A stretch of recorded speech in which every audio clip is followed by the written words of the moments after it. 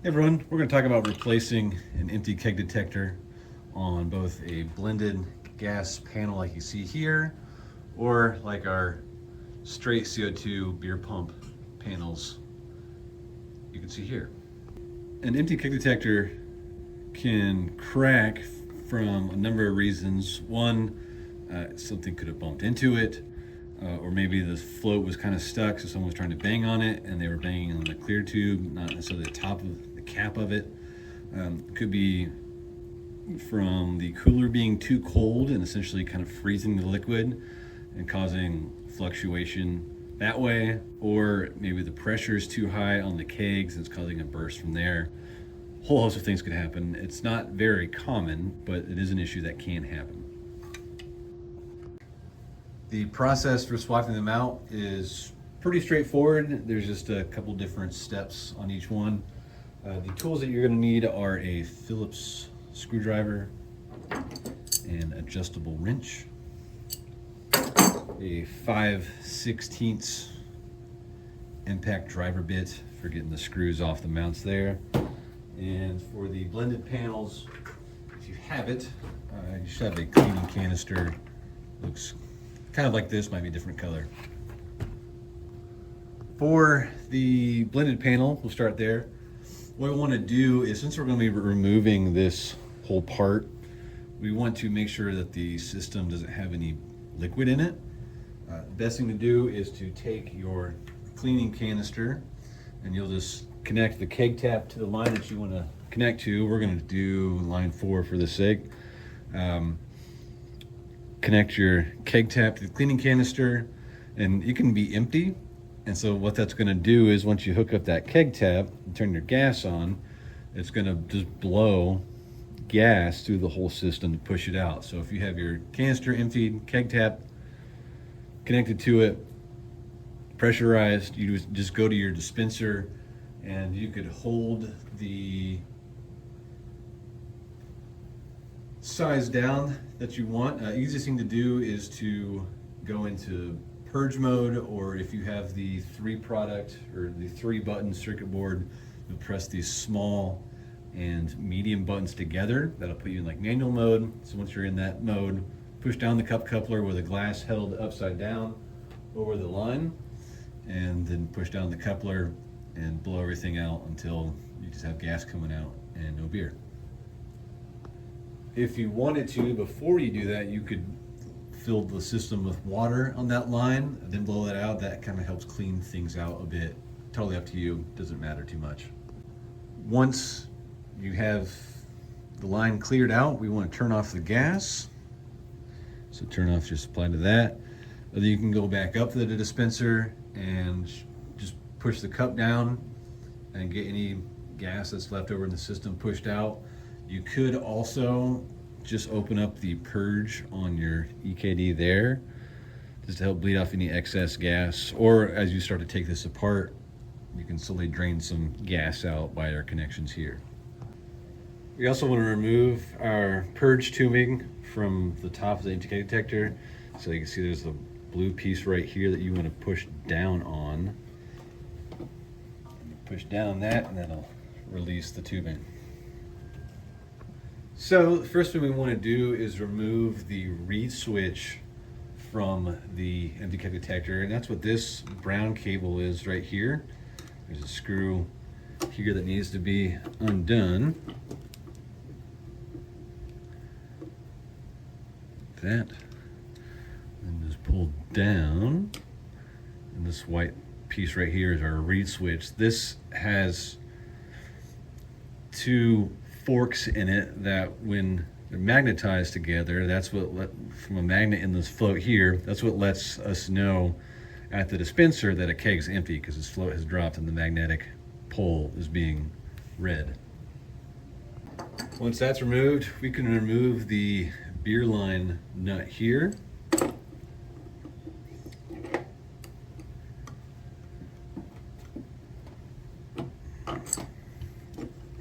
Now there is a washer inside here, so make sure not to lose that. Oftentimes you're going to get a little bit of liquid that plops out of here. And I can push that beer washer out with it as well. There's our washer. So, you know, we've got beer line connected to this. You might have a little bit of spill happening there. Then we can remove the tech screws on the mounting plate here.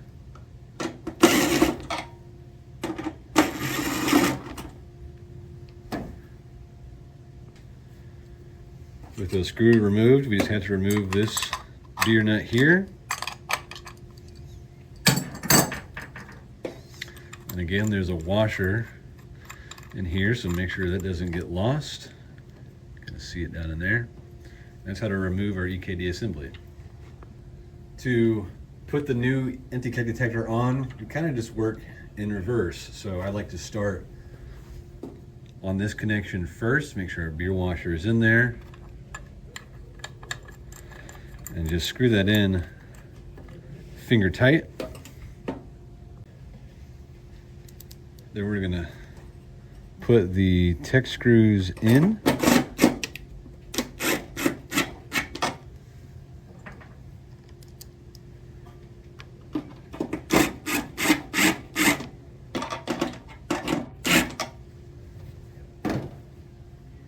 Then we can put our beer line connection back on, make sure your washer is there.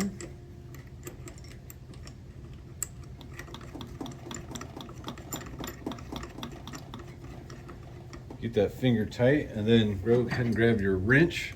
And as you're tightening this part, you're gonna kind of hold this elbow to kind of keep it straight as you tighten this down. And then since we've already got this on, let's go ahead and tighten this one as well.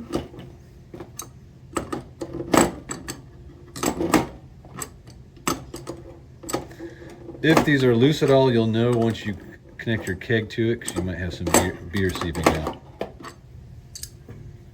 Now we just need to put the reed switch back in. You can see right here is where the screw is going to go. I'm trying to block the light too much.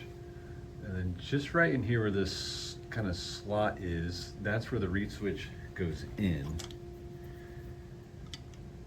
It kind of slides into place. There we go. This can be kind of tricky when you're, you know, looking, when you're trying to crouch down and find everything on it. And sometimes it's just by feel.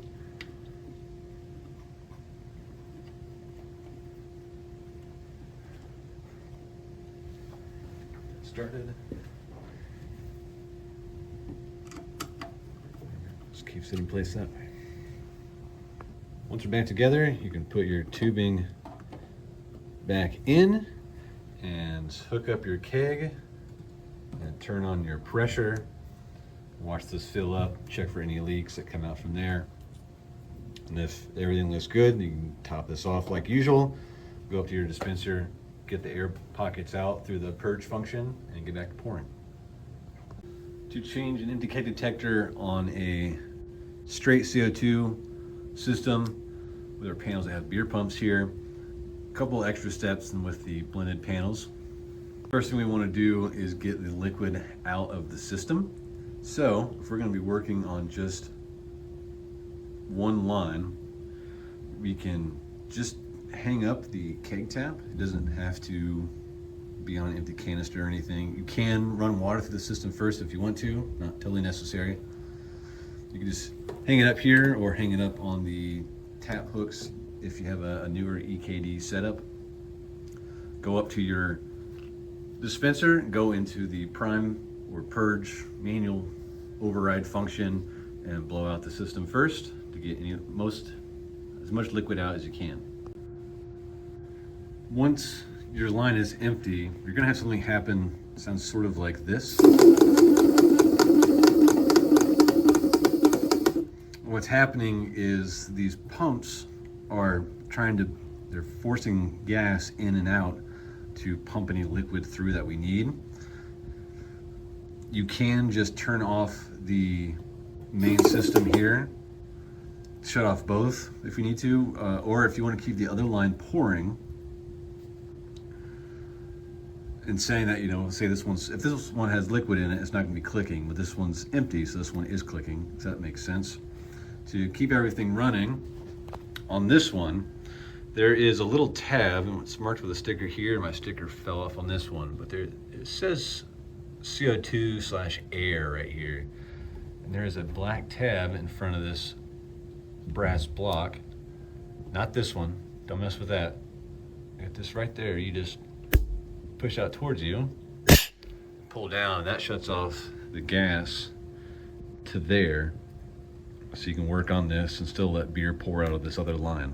So we got our gas connected from our empty keg detector here. There still might be a little bit of pressure in that line, and you can just bleed it off by opening up your valve just like that.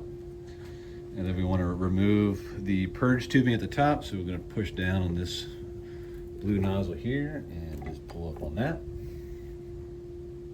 First thing we want to do is remove our reed switch. So that's this brown cable coming out of here. And on some models of empty keg detectors, like if the system was installed before 2021 or so, you can run into a problem where either the screw or the reed switch itself kind of catches on the beer nut. That's kind of what's happening right here. If you run into that problem, lets us know that, hey, we'll just take these connections off first and do the reed switch last. So go ahead and take off your beer line connection here. You can see liquid's kind of pouring out. And once you pushed out the system, you won't get much more than that. But it also shows why it doesn't hurt just to use water to flush everything out if you don't want a lot of beer residue. And then we got a beer washer there. Just hold on to that, make sure it doesn't get loose anywhere. Then I like to do the screws next. Realize that blocked your view there. The reason I like to do the screws is because this connection here doesn't have a lot of play to go anywhere. So with these out of the way, I actually sort of tilt this towards us, and it makes it easier to remove. And as you loosen this reed switch will start to come down some more. Again, this type of EKD was manufactured, I don't know, 6 months or so. So that this was an issue where it wouldn't come out freely. So newer ones don't do that. That's how you remove it. Now you'll notice that this newer replacement that I have has this nice tap hook on it and has this cross piece here that sits down a little lower than this one, and could effectively, if you had multiple panels running through, this hose might push down a little bit and there might not be enough room for you. Fortunately, these are interchangeable screw parts, so we can just take the plate that's on this and just put it on your new one by these two screws right back here, and it won't be an issue. It's pretty self-explanatory, but if you needed it, these two screws here just come out with a Phillips screwdriver. They'll pop off, and then simply replace it. Same with the newer one. You can just remove these two screws, put the old plate back on, and set it right up into there. So to put the empty keg detector back on, we're going to start with the reed switch, and it's this slot right here. You see there's two. The light doesn't want to do quite what it wants. This is your screw hole, and right up above it to the left is where the reed switch goes. Just wiggle that in there, and then make sure your beer washer is on that. Just get that finger tight.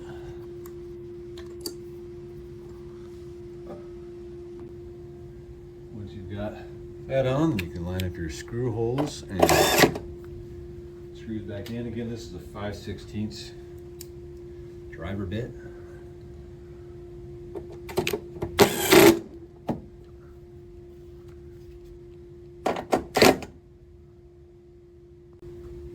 sure your washer is on the beer line connection here.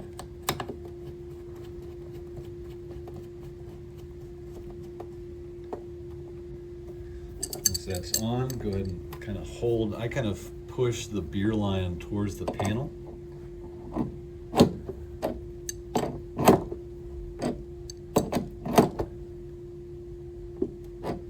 Feel that, and then same. Tighten this up.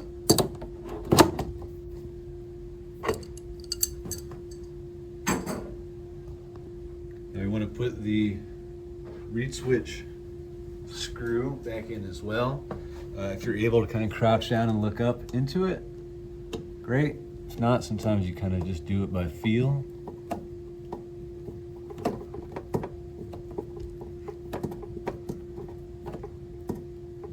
Push that in there. Then we just need to reattach our purge tubing there. And we got the new one on.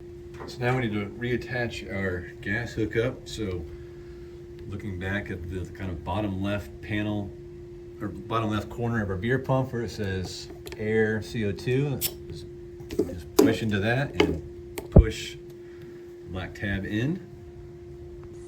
Then we can go ahead and retap our keg. Make sure our keg pressure's on. Turn on our beer pump pressure. And once beer starts flowing up into this, we'll be able to see if there's any leaks or not. And if don't see any leaks, then we can just top this off, make sure our float's at the top. Go back up to our dispenser, go into purge, manual mode, prime, whatever you want to call it. Bleed out any of the air pockets, and then be back and pouring beer.